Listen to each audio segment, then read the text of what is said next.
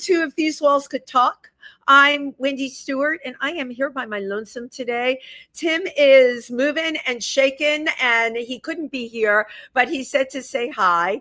And while I'm talking about Tim, I want to remind everybody that on March 31st, oh boy, the time, 4 to 7, maybe not, I'm not sure, but at the LGBTQ Center, and we'll be announcing the time next week, and you can go to Tim's, of course, Facebook page. He is helping to launch a program on body mapping. It's actually an exhibit with 6 transgender artists that have body mapped themselves. I'm really excited to see this. I'm not really sure what body mapping is, but he's created this project with Cheryl Paley, who will be on my other show, TriVersity Talk, next week. She's going to be the guest. So, yeah, we're very excited about this. Also, the timing is perfect because it is also Transgender Day of Visibility. So, again, Tim's show will be at the LGBTQ Center on 13th Street. It will be running for 3 months. And please make sure you catch it. And the fabulous opening will be on March 31st. So many of you who follow me on social media probably saw that I've gotten behind our congressional candidate, Laura Dunn. She is running for Ralph Nader's seat in the 12th district. And we had a really great launch for her at Stonewall. It was a fundraiser, and Laura had some wonderful talent there who I had not met before, such as someone named Madam Gandhi. First of all, I love the name. Second of all, this woman was a really great rapper, and I just, I love discovering new talent. And speaking of Stonewall, we got to see a number of people like Pissy Miles at Stonewall the night before. Last night, it was St. Patrick's Day. And I'm half Irish, but I'm not the right half of Irish, I have to say. We are from the north of Ireland. And on St. Patrick's Day every year, my mother would make me wear orange. So you can imagine how good that went over in a neighborhood where everybody wore green. But you know what? Last night I had on my green shamrock ears, and I was having a grand old time and wishing everybody an Erin go bra. They say that. I really don't know what that means. Maybe it should be Erin goes braless. I have no idea. That was a terrible joke, but I have a really, by the way, entertaining guest coming on today. So I felt the need to tell a terrible joke to you, okay? But we had a great time, of course, at Julia's Bar. What a wonderful way to celebrate St. Patrick's Day. And also for those of you in New York City, I want to give a shout out. 2 years ago, we had the people that produced the Village Trip Festival in New York from late September into October. It actually runs almost 3 weeks. Maybe it runs 3 weeks, and it's happening all around the village. Pangea was involved. All of the village venues have people performing. We have people doing readings. We have people doing tours of the village, and we had like a meet and greet last night. I will be having them on the show probably late August, early September to tell you more about it. But, it was wonderful to kick it off with the Village Trip people last night. I have to tell you, there is always something going on, and I absolutely love it. So speaking of things going on, you will hear the song that my guest became very famous for, okay, that I knew back in the day. It was called Ariel, and I want to read the exact description of this song. Our guest entered pop consciousness with his top 20 hit, Ariel, a quirky, irresistible, and uncategorizable, love that, pop song about a free-spirited, pot-smoking, vegetarian Jewish girl in a peasant blouse. I'm like, maybe this song was about me. I don't know, but I'm Wendy, and I'm only half Jewish. Well, no matter how you slice it, please, we are so happy to have here today the songsmith of songsmiths, who is going to be appearing at the Triad Theater on March 28th. Okay, make sure you jot that down on your calendars. Put your hands together for Dean Friedman. Hi, Dean. Hi, Wendy. Nice to be here. How's it going? It's all good. Welcome to the show. Really, really great to have you. it's exciting that you're going to be at the Triad. You're going to be talking about your newest album, right? American Dreamer. American Lullaby, and American Lullaby. Where did I get Dreamer from? Jesus well, Christ. from lullabies. It's a obvious connection. So, All right. Thank you, Dean, for taking mercy on my brain that has sieves in it. But yeah, American Lullaby. So you're launching, are you going to launch it at the Triad Theater? well, it's been out for a little while, but I'll definitely be doing songs from that and throughout my, many decades career at this point. I just wanted to interject that it's an early show at the Tryout Theater, so it starts. I go on stage at 6:30 p.m. So just to let folks know. I have to tell you, Dean, I'm there a lot. My friend Dorothy does a Dozen Divas show there. She's very funny. I have other friends that perform there. It's always like I get there at 6:30 to get a good seat for 7, but your show is actually starting at 6:30. So people need to get their doors open, what, 5:30? Probably by 6 at the Okay. at the latest. And as I say, it's a lovely venue. Because I have a lot of songs to play, I needed a little extra time, so they let me start a little early. So I'm looking forward to it. I played there the first time last year. It was awesome, and looking forward to return. No, that's really exciting. So I just want to go back along memory lane a little bit, okay? The song that I talked about, Ariel, that was a long time ago. It came out this summer of 1977. So I remember I was just getting out of college. Of course, I remember that song, and it spoke to so many of us because, like I said, I was that girl. I had a lot of girlfriends that were that girl also. So this was like you were in the very beginning of your career, yes? Yeah, I was a kid. I just turned 21. Yeah, that's and it was it was a composite about all these teenage girls I had a crush on growing up in Paramus, New Jersey. And when it came out, we got a call from WNEW-FM complaining to the record company saying, look, tell Dean to stop having his friends call our request line because they're just burning up the phone lines. And I had to say, look, I don't have that many friends. And then that's when they realized that they actually had a national hit record, and it became the #1 requested song on WNEW-FM, which at the time was the #1 FM station in the country. So that sort of kicked off my erstwhile career. But first of all, I remember that station. Wasn't Allison Steele on that station? The Nightbird? It was the Nightbird, yeah, absolutely. Allison Steele, the Nightbird, and then Dennis, what was his name? He was another big DJ because I got to meet him. Dennis Selsa and Pete Fornatel. Pete Fornatel. Good crew. You know what? Really good crew. And for you, how amazing to like start there. Really. Well, it sort of launched me. I was a little potato in a big giant media stew. Exactly. But there you were. So you're originally a Jersey boy, right? Yeah, I grew up, born and bred in Paramus. Paramus, New Jersey. Yeah, I know where that is on where all the stores are along there. What route is that? It's the intersection of Route 4 and Route 17. Got it. Right. That is all the shopping centers there. It's shopping center city, but you know what? You can get anything there. You grew up in you need to write a song. You can get anything. What do we have? That song, You Can Get Anything You Want at Alice's Restaurant.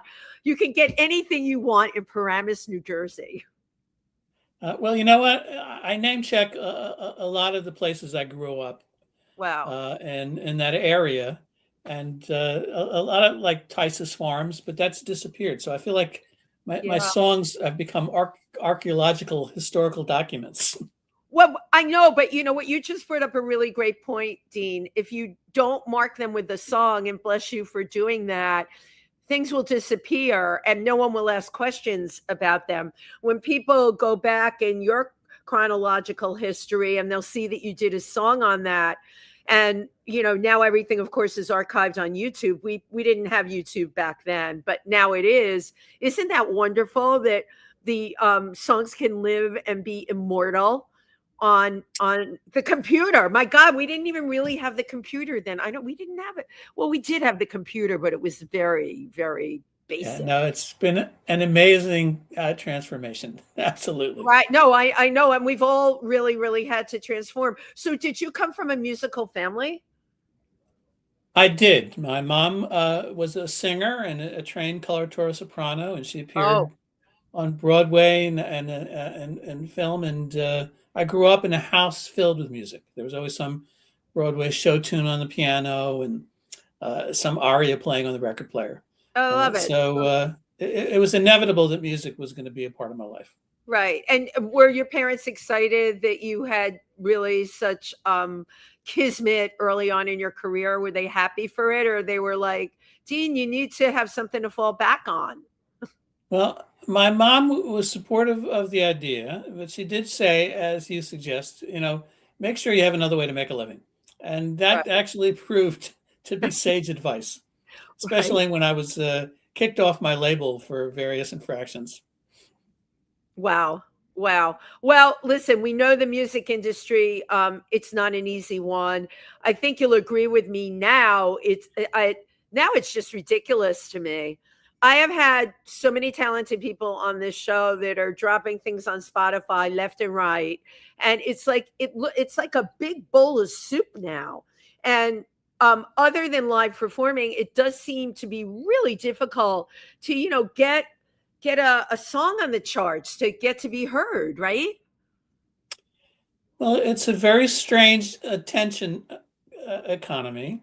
Right. And at the same time, there are still some of the traditional gatekeepers in terms of mainstream media, Yeah. but it's become much more diversified, which means on one hand, it is a huge challenge.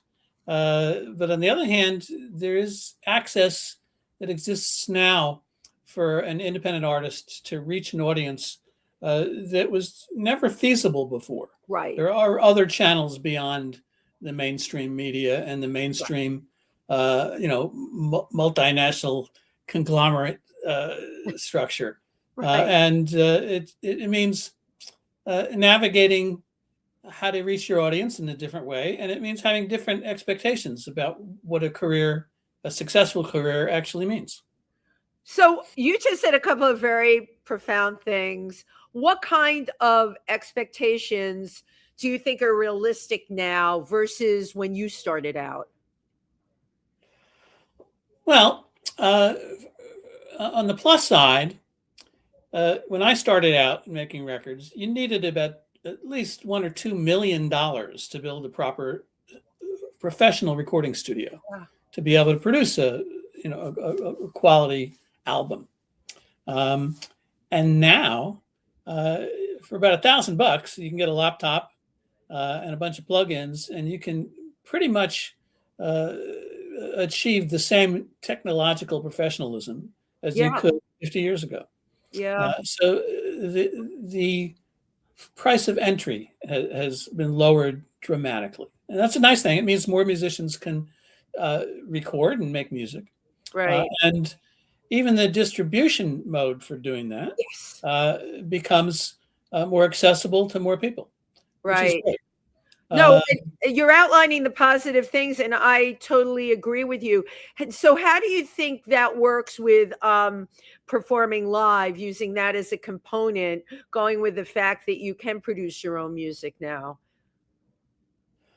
Well, the challenge is still to find strategies for inviting people, making them aware of a live concert, and to inspire them to show up at the door to the gig, Right. like we're doing right now. Right. Right. It is all about inspiration, and I have to tell you something. I've had a lot of women recording artists that were around in the 70s, even from the punk days, right? That are still performing in a lot of the downtown venues here. And I've gotten behind them because, first of all, if they hadn't been recommended to come on my show, I had not heard of them. And I go to their shows. Their music is absolutely great, right? Blow away. And I like kind of being a town crier or saying to people, hey, did you hear about this one? Did you hear about that one? I do feel very much on the East Coast here with a lot of our cities, or in LA, we're blessed, to have venues, and you know this, that we can perform at. You've performed up in Woodstock too, right? Yeah, just this past weekend, along with my buddy, brilliant singer-songwriter Vance Gilbert.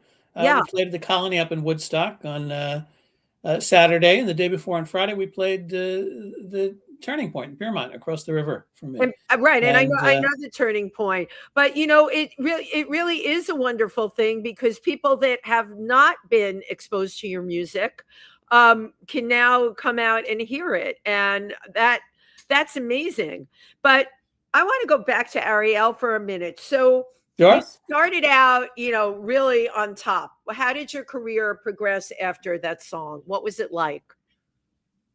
I would say bumpy would be an apt description. What were the bumps in the way? Because for those of us who don't know about that, every musician I get on my show, everyone's got a different story.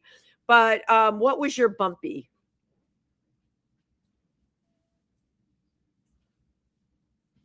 I would say that that what happened to me as a young recording artist in the mainstream music industry is almost a cliche in terms of what happens to a majority of artists, even artists that have some initial success, which is that it's an industry that sort of eats its young, and Well put. And it makes sense to sort of make hay while the sun shines. Sure. But there is a tendency to sort of exploit the artists without any real consideration for their lives and that experience. Right.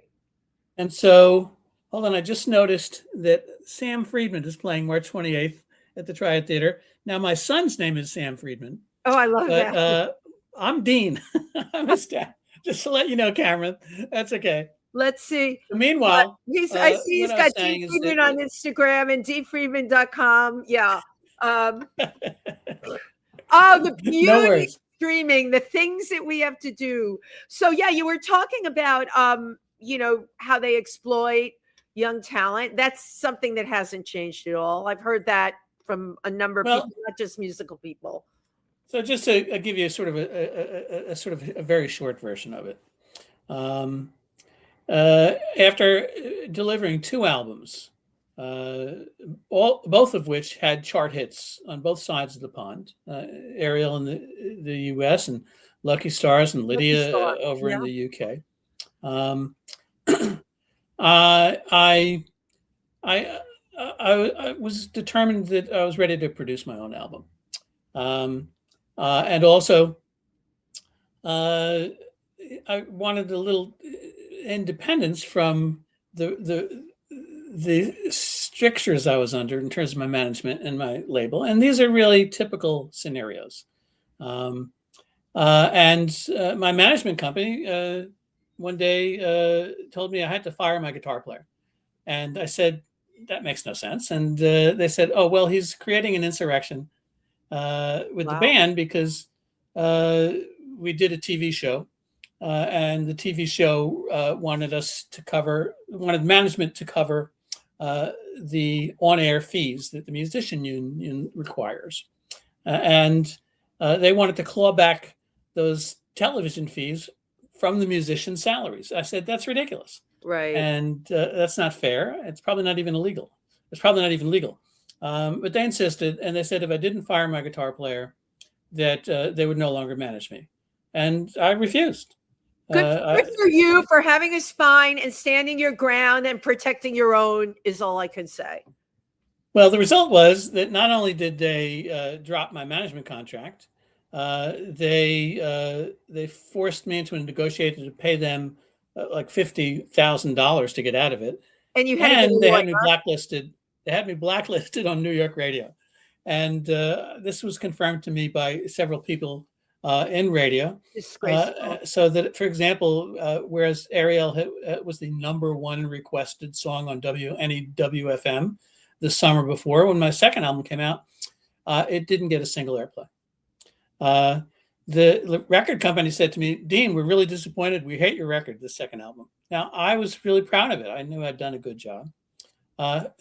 Fortunately, about a week after they lectured me about what a terrible, spoiled artist I'd become, the second album, a single off it called Lucky Stars, entered the charts and raced to #3, to the top of the charts, and became a huge classic hit, Wow. which still gets enormous airplay to this day. Yeah. The point simply being that both my management company and my record company felt that somehow I worked for them, that I was an employee of theirs, instead of it being a collaboration. And as a result, they tried to force me to do things that I felt were not appropriate and not fair and not just. And because I fought back, I was punished by being ostracized, dropped, and blacklisted. Now, I persisted, and I have really no regrets about the decisions that I made. It led me on an alternate path, but one that I appreciate and I'm grateful for. It led me to the kind of independence that I really value.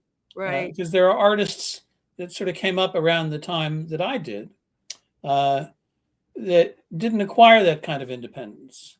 And now they might want to do a 40-city tour all over the United Kingdom and Ireland, but they can't. They never developed the skill set to do that, to do what independent artists do today. Yeah, you were forced to do early on. That is such manipulative power they have over the artists. So I'm going to ask a naive question, right? That I'm sure people are thinking about.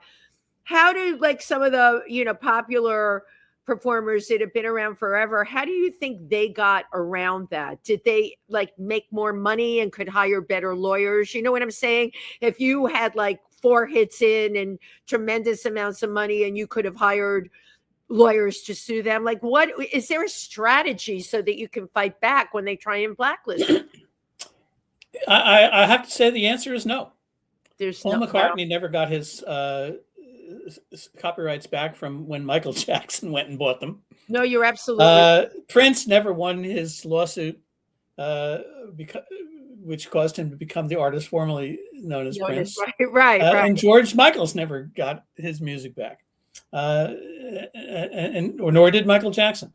These are major, multi-billion-dollar multinational absolutely. They're huge war chests and lawyers, and it's not just the record labels, but the current state of law and copyright law in not just the United States but worldwide it still has a profound bias towards the industry.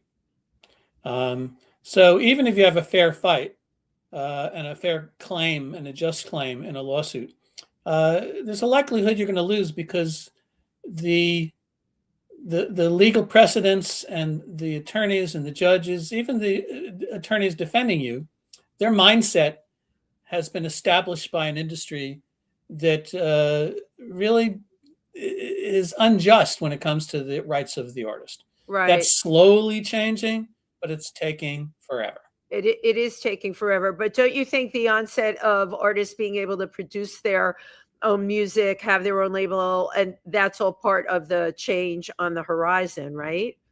Absolutely. And that's what I, referenced as one of the most important benefits is that kind of independence, to be able to control your copyrights. To be able to make decisions about your career and how you spend your time. No, exactly. Exactly. You make the scenario of young artists getting signed, having hit records, and then spending months after months after months after months on the road, back in the studio, back on the road, and then mysteriously winding up with health problems or addiction Right. problems. Right. It's not a mystery. It's because they were used as more product than as people Then as a and human being. individuals with lives. Right. So even not having, the trade-off is that you might not have access to the loudest megaphone, but you have precious control over your own career and your fate Right. and how you spend your time. Yeah, and how you spend your time, and your time is valuable. Okay, so all of a sudden, you had these two songs, and then you find yourself not getting airplay, being turned against. What was your next move? Uh, well, my third album came out, and this was after hits in the States and hits in the United Kingdom. It was called Rumpled Romeo, and there was a song called McDonald's Girl. And it was McDonald's Girl was a sweet, endearing, pure pop song about the girl that works behind the counter at McDonald's. Sure. And I knew it was a hit no matter what. But frustratingly, in England, where it was first released, they had strict rules against anything that smacked of commercialism, of hinting to a brand name. You mentioned God. Oh, for example, Paul Simon's Kodachrome was banned for mentioning the Kodak product. The Kinks, their song Lola, I love that song. That's the greatest great song, classic. Yeah. But they had to change the lyric from Coca-Cola to Cherry Cola. Right, to cherry. Right. That's, oh my God. You are a treasure trove of history here. Yeah. Well, when my song McDonald's Girl came out, it was officially banned by the BBC. Me and the Sex Pistols.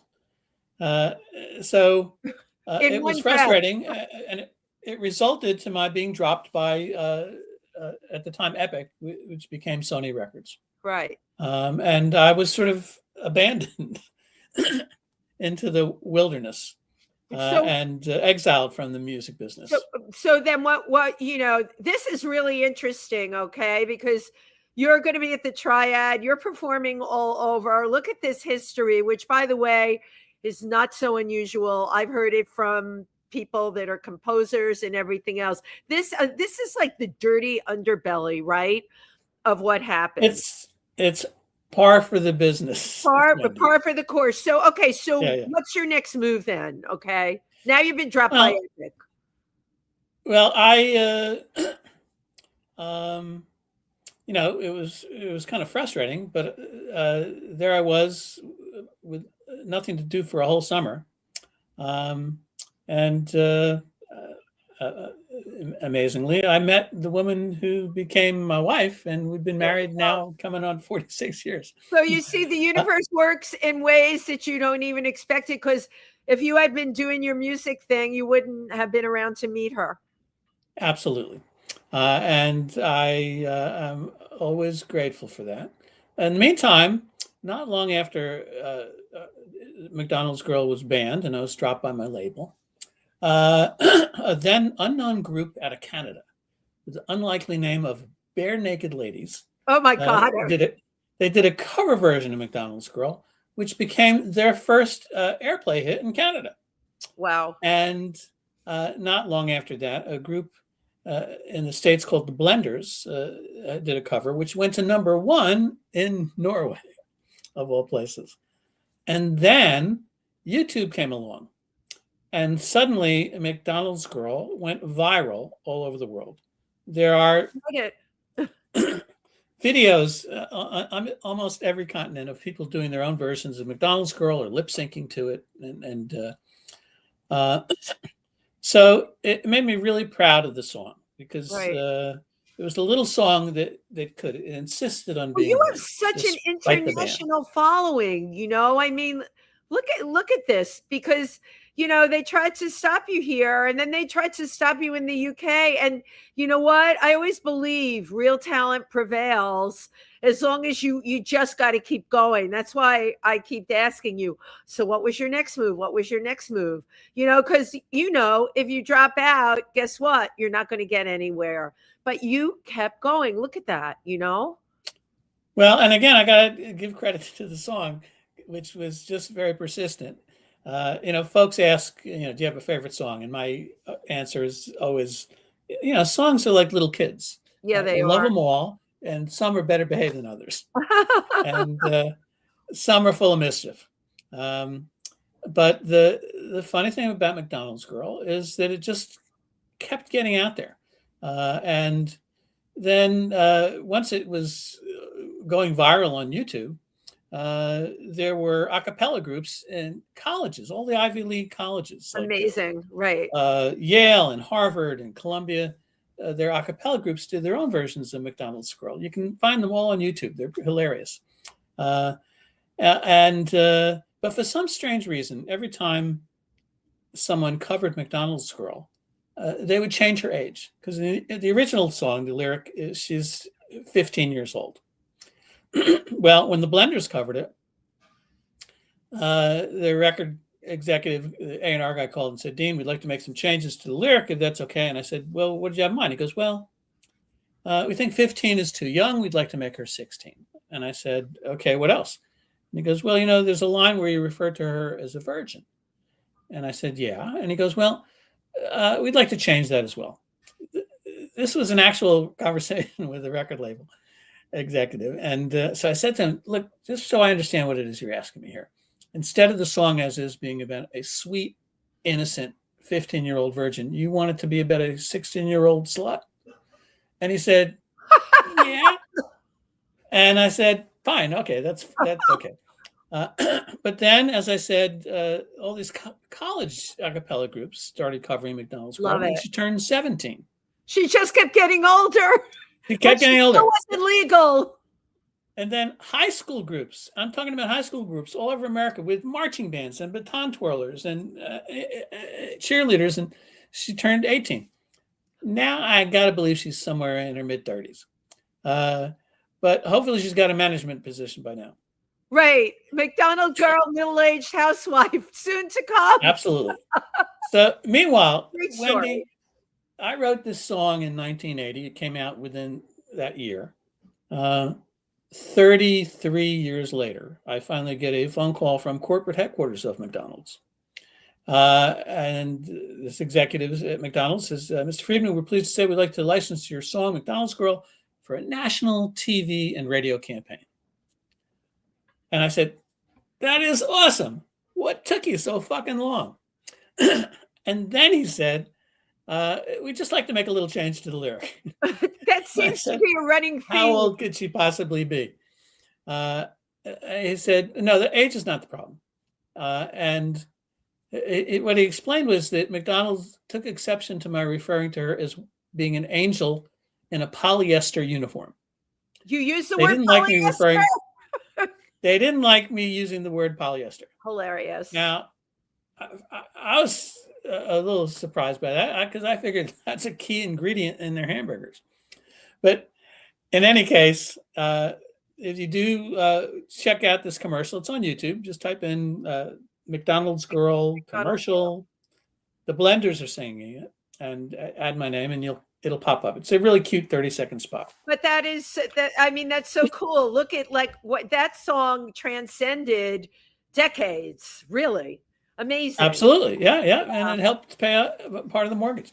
Right. And but she's no longer an angel in a polyester uniform. She's an angel now in a Golden Arches uniform, but she's still an angel. She's an angel, but they're still putting bad ingredients like polyester in their burgers, as you said. So there you have it. I want to see if Cameron could find the song Ariel and play it for us. I let him know at the 11th hour because I want to play 2 songs for you here today. Sure. You have great history about these songs. I want people to hear it. All right. Hopefully Cameron found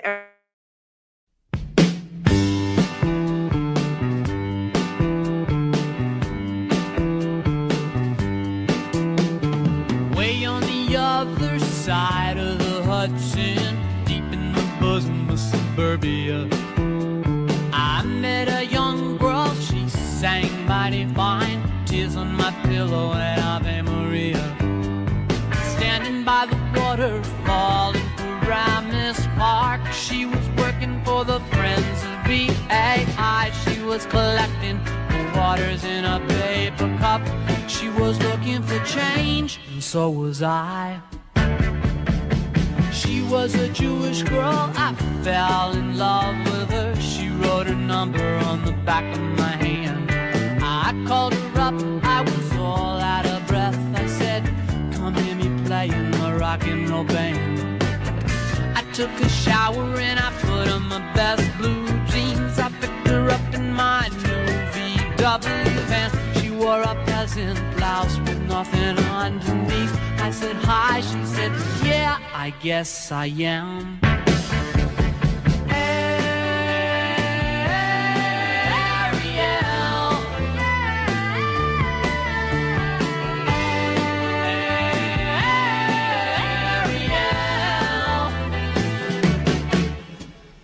We had a little time, we were real hungry. We went to Dairy Queen for something to eat. She had some onion rings, she had a pickle. She forgot to tell me that she didn't eat me. I had a gig in the American Legion Hall. It was a dance for the volunteer ambulance corps. She was sitting in a corner against the wall. She would smile and I melted all over the floor.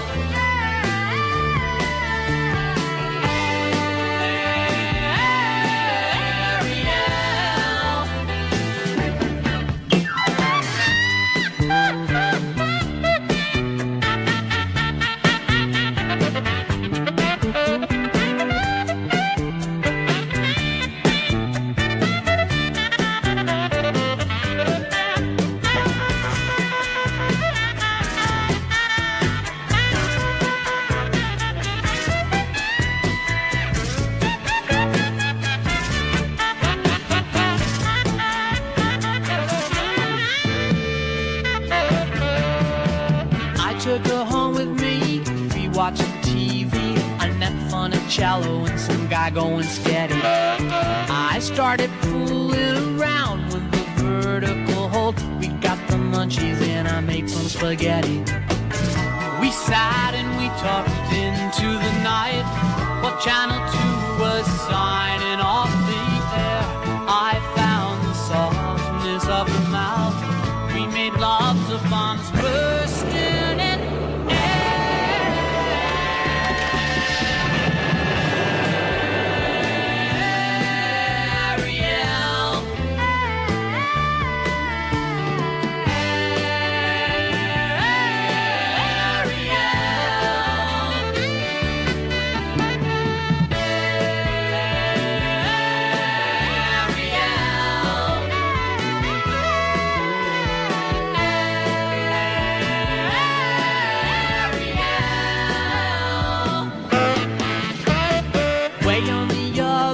side of the Hudson, deep in the bosom of suburbia. I met a young girl, she sang mighty fine. Tears on my pillow and Ave Maria. Tears on my pillow and Ave Maria. Tears on my pillow and Ave Maria. I'm so happy we played this because I have to tell you, I remember singing along to this song, but looking at it and seeing the images, this song is as American as apple pie, from the visuals to the lyrics to even your voice on it. Has anyone tried to option this for a movie? Not yet, but I'm patient. Yeah, it is. It is honestly, I hate using this word, a perfect product for that. It really is. How did you go about choosing the images that you used in this? Well, I confess, someone who I've never met took the recording and created that video. It is really, really wonderful. First of all, the lyrics are incredible, but when things come together, right? When it becomes a symbiotic thing, but the imagery did a great job. The whole thing is just, it's a wonderful, wonderful piece, Dean, really. And I'm so happy that we got to show it here today, that people got to see it.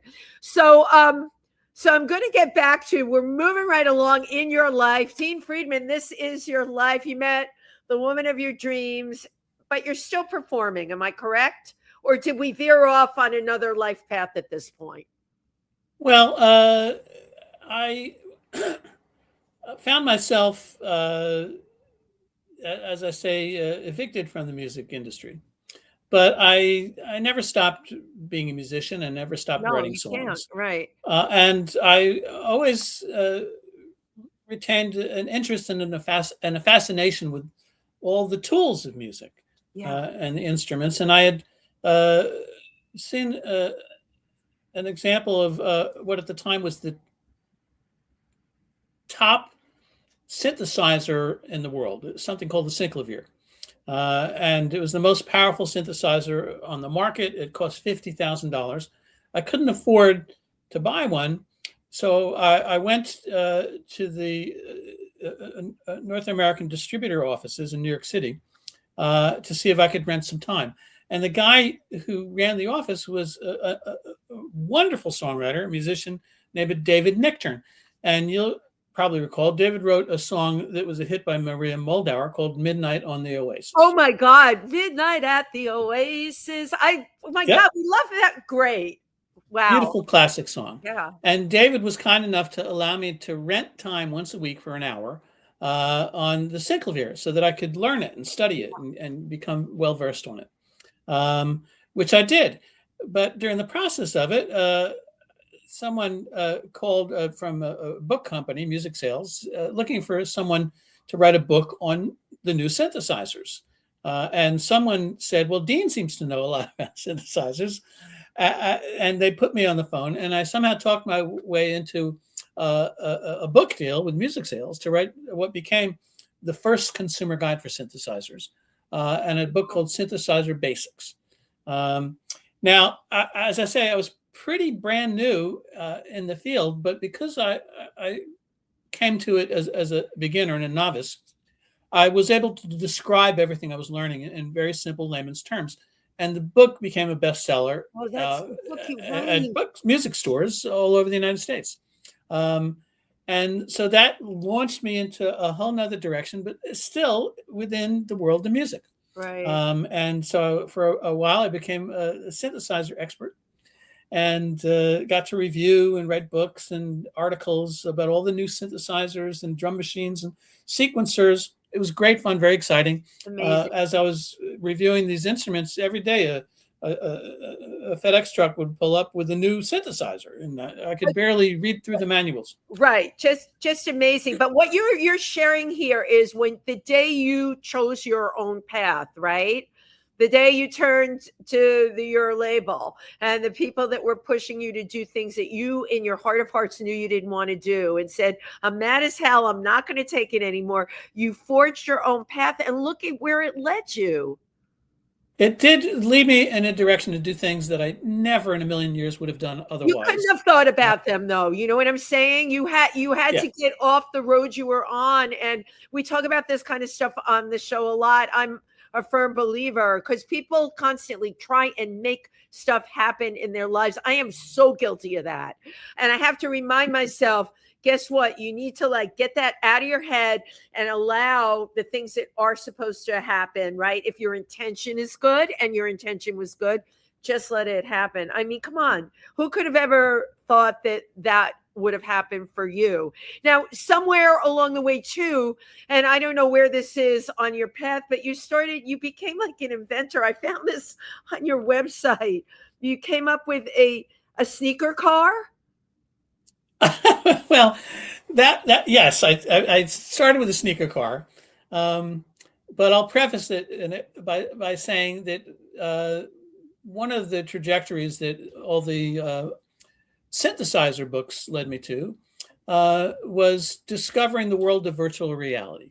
because as I was doing trade shows and writing about synthesizers and electronic music, I stumbled upon an early form of virtual reality, camera-based VR.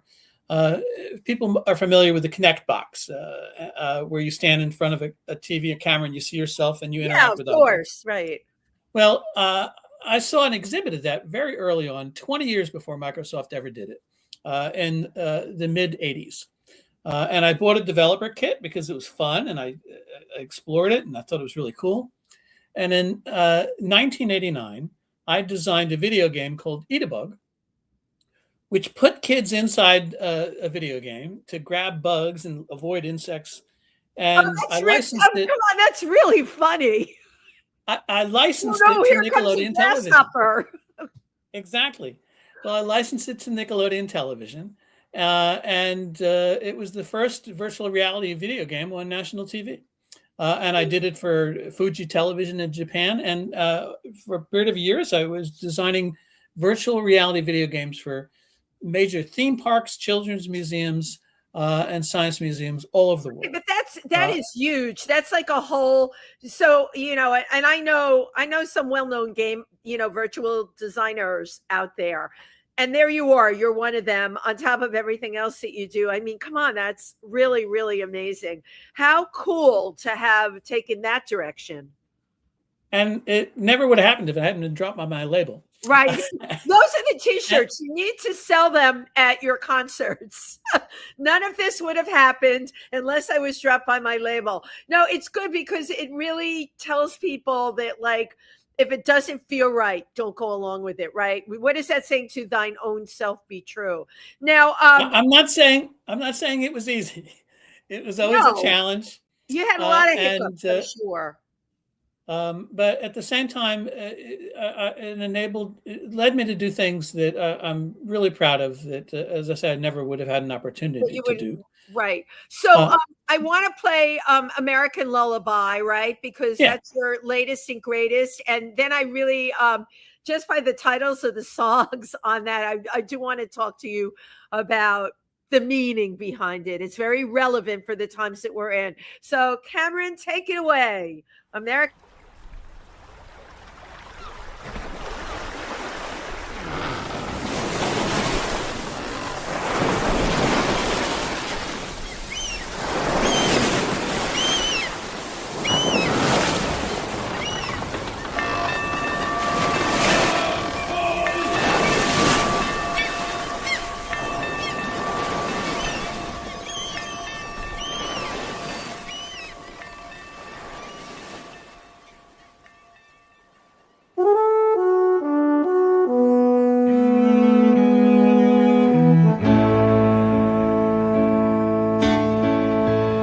Don't you fret now, don't you cry.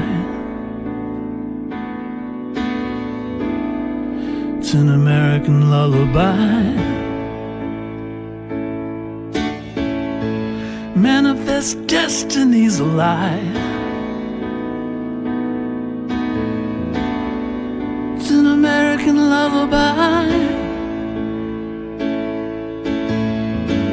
Half moon sailing through the night. Crack of a musket fired, first light. Always keep your powder dry. It's an American lullaby. Rest your head in dreams, you'll fly. It's an American lullaby. Blaze a trail across the sky. It's an American lullaby. Drinking gourd will point the way. Stealth by night and sleep by day. Beg like Joe, you can rely. It's an American lullaby. clench your fist and dry your eye. It's an American lullaby.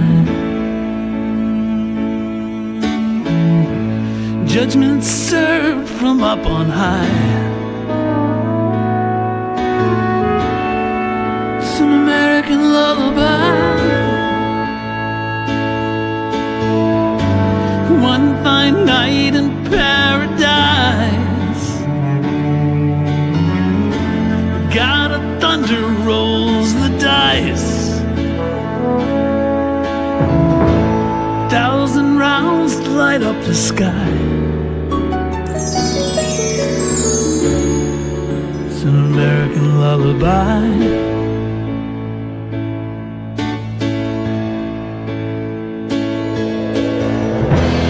Restless dreams we shall defy, what TV pundits prophesy. Best laid plans have gone awry. It's an American lullaby. He said, I cannot tell a lie. Cross my heart and hope to die. Still won't look you in the eye. It's an American lullaby. Wow. Wow. And we fade out, Dean, because we only show a couple minutes, but my God, this is such an important piece for now. Quite an incredible song, and the images that go with it speaks the truth of everything that's going on now.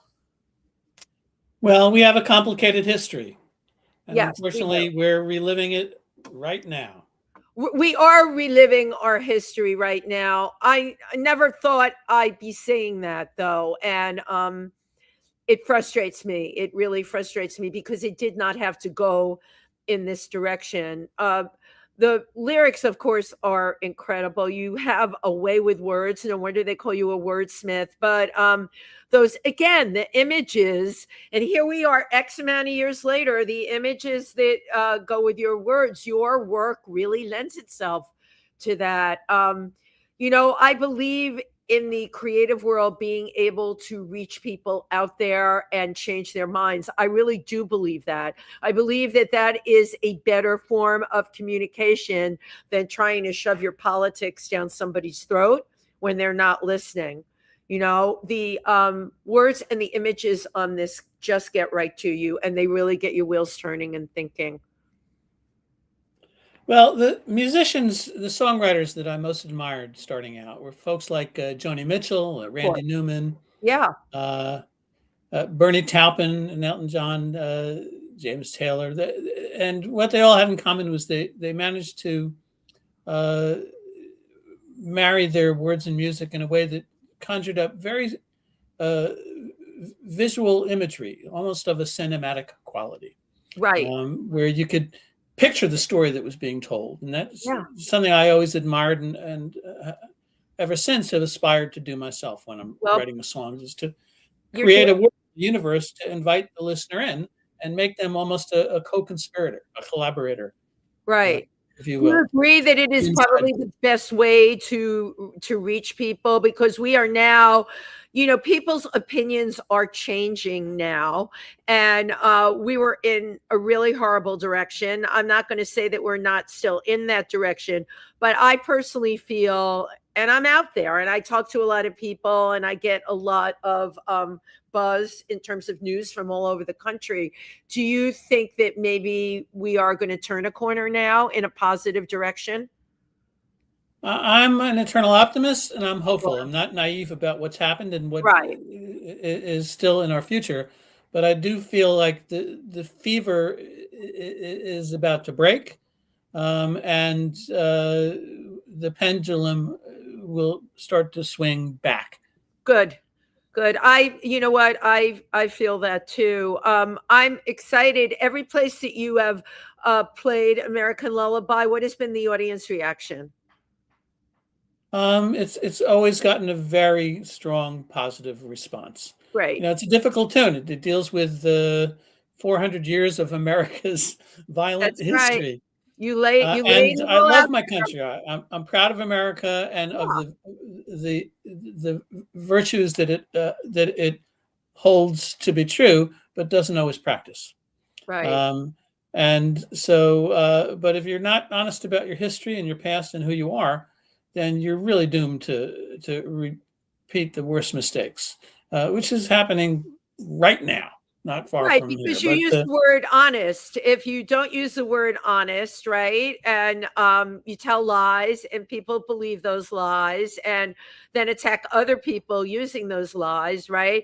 Then nobody knows what truth is anymore, and that's what we're dealing with now. I mean, it really, and I have to say, the internet has not helped the matter any. Social media is like, whoa. I get a bombardment of news every morning. And the reason I do that, I take everything from both sides. And there's a reason I do that. I need to know what the people that do not agree with me, what I want to know what they're thinking and why they're thinking sure. it. And I see a lot of like people just taking stuff that is spoon fed to them, and there's no questioning, and it's perfectly okay because they will rationalize it in their head. I don't know what the answer is, but you know what? As an artist, bless you, you are certainly doing your part. And I want to tell you that. I have some comments too. I like to always read the comments on here. Cameron, Sure. can you blow them up for me because I'm like blind as a bat? Thank you. Suze Valve Genero, wonderful designer, amazing human being, is watching from Boston. Thank you, Suze. And Suze, of course, remembers that song. I have to tell you, tons of people today, I'm sure, remembered that song. Benji Bradshaw, amazing performer. Let's go. Thank you, Benji. Benji loves the braless. Benji is an incredible performer with outfits to go with it. The whole presentation. I know he's got something coming up in Brooklyn because I just got it on Instagram. And Rose Trentman, we talked about the 31st is going to be there. Rose was a boxing commissioner. Don't mess with her now. She still knows how to box. Of course, she loved the song Ariel. She said, great song. And oh my God, Jim Williams. Hey, Queens. I love Jim, who's out in San Francisco. Incredible artist. Hey, Queens, I'm proud of America, just not Trump. Right. That's what this song was about, though, being proud of America, you know? And maybe it's going to take the artists to open up people's eyes, right? Maybe it's the artists, the optimists. I'm right there with you, Dean. I'm a Capricorn. The glass is always half full in my world, and I see the world in rose-colored glasses. You know, best way to see them, by the way. Really great stuff. I can't believe we're almost to the end of our segment. I do have a story I need for you to share with my audience. So, the tour that was almost canceled, that was sponsored by Golden Seeds, could you share that with us? It was kind of funny. Sure. In I think 2005, I put out an album called Squirrels in the Attic, all comedy songs for adults. And one of the songs was called Doint Doint. It's just a little joint about, it was a fond, affectionate ode to my favorite herb. Cannabis, yeah. And as I was preparing to tour, I reached out to cannabis seed distributors all over Europe, because at the time it was legal to possess cannabis seeds as long as they didn't get wet and germinate. Okay.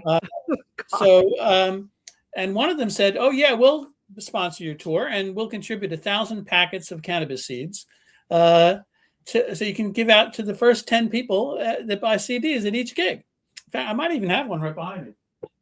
Oh, that's so funny. Okay, here comes a packet of cannabis seeds. Damn, people are going to be writing me. They're going to want me to give them away that if they watch the show today. That is really fun. They sent me 1,000 packets. And I did a press release and announced this right before a 40-city UK tour. Within 24 hours, every venue except for one up in Scotland canceled the tour, complaining, oh, we can't possibly distribute cannabis seeds at our venue.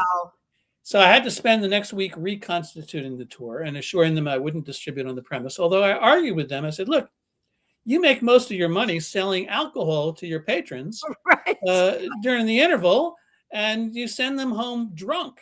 These cannabis seeds, they're not going to even be able to harvest for 6 months. And by then, your audience is going to be on their way to a safer place.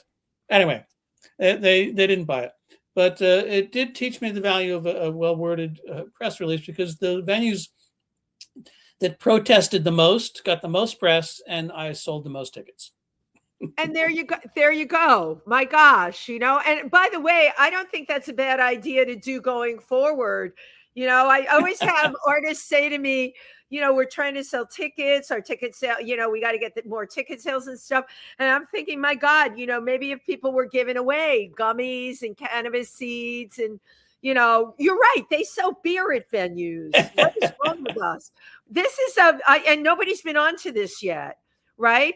But we have all these shops that are popping up selling GB. What is it again? I never say it right. CBD. CBD. Thank you. CBD and all this. I know I'm thinking of GB, the thing that you inject to lose weight. I got too many letters in my head, but think about it, right? This is, it all works. It's a great marketing ploy. You have been a fabulous guest. I loved having you on here. I want to give a shout out to Ann Layton Media, who gets in touch with me and says, hey, I have someone that would be great for your show. Thank you, Ann. You have amazing taste. And I want to get a picture. So, yeah, I like to take them on the screen. Take a couple. Dean, thank you so much. I will make sure that Ann gets the link for today. It's a hot link. You will have it forever and a day. It will live on the internet in perpetuity on Wendy Stuart TV, my YouTube channel. And once I send it to you, it will live on your YouTube channel. Isn't that a beautiful thing that we give life to our links? Absolutely. And Wendy, it's a pleasure meeting you, and thank you for having me. And for your audience, wish you all the best. And again, a reminder that the gig on Saturday the 28th at the Triad Theater, it's an early gig. It starts at 6:30 p.m. and you can get tickets on my website and at the Triad website. Right. And one more thing. Okay. You mentioned your website. First, I have to share with my audience, I never saw a website like this. I'm like, but it's really very unique and very Dean. If you go to Dean's website, I printed it out. I'm like, this is like so cool. And then you can go on each thing and click on it. And then he also has, I don't know if you can see it. There is a sidebar on it, but you know what? It's chock full of stuff, and it's fun. Well, and that's what we want. That's good to hear. We want to, we want to have fun. Thank you, Dean. And thank you to everyone who tuned in today. We'll be back next week. Bye-bye.